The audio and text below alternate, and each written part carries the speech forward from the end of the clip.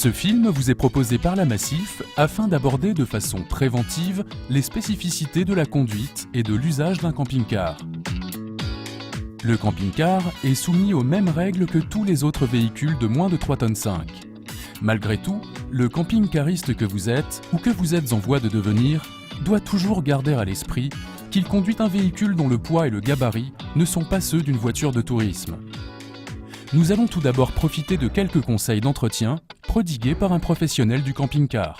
Il est primordial, dans un premier temps, de s'assurer du bon fonctionnement de la partie mécanique et de la partie cellule du camping-car.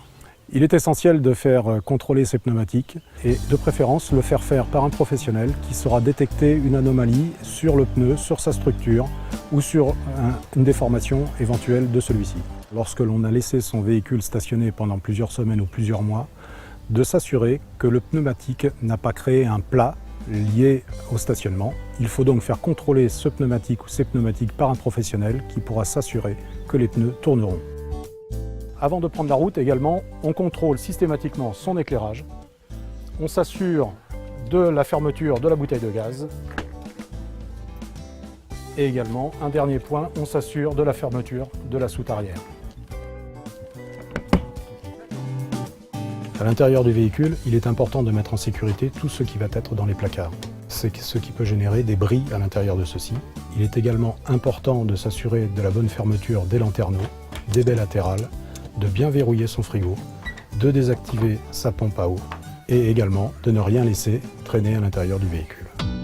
Pour faire suite à ces quelques rappels, pour préparer un voyage plus sûr, Josiane Boucher, de Massif Sud-Ouest Pyrénées, va vous expliquer en quelques mots comment se prévenir au mieux des dégâts, voire même des accidents, liés à la conduite d'un camping-car.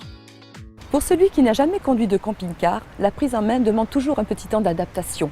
Prenez bien conscience des dimensions de votre nouveau véhicule. La hauteur est un problème concernant le passage de certains tunnels. La largeur, quant à elle, peut donner de gros dégâts sur le véhicule lors du passage de routes étroites, bordées de végétation ou de rochers.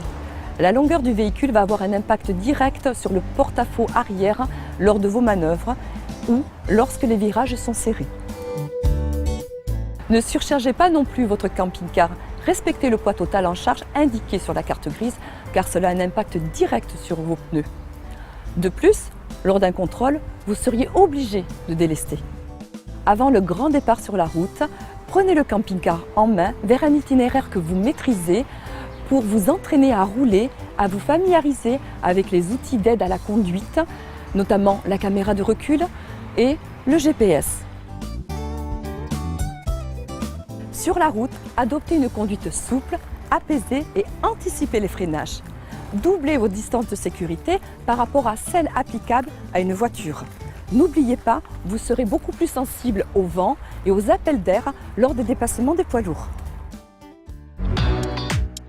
La plupart des incidents a lieu lors d'une manœuvre, que ce soit le stationnement, le passage sous un pont ou à proximité de rochers sur les routes étroites en montagne.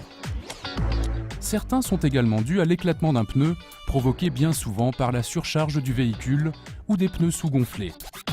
Si vous voulez profiter pleinement de la liberté et de l'évasion que vous offrent les escapades en camping-car, n'oubliez pas de tout vérifier avant de partir. Et un dernier petit truc pour la route. Pourquoi ne pas écrire sur un post-it que vous garderez à proximité sur le tableau de bord les dimensions de votre véhicule? La Massif vous souhaite un bon voyage.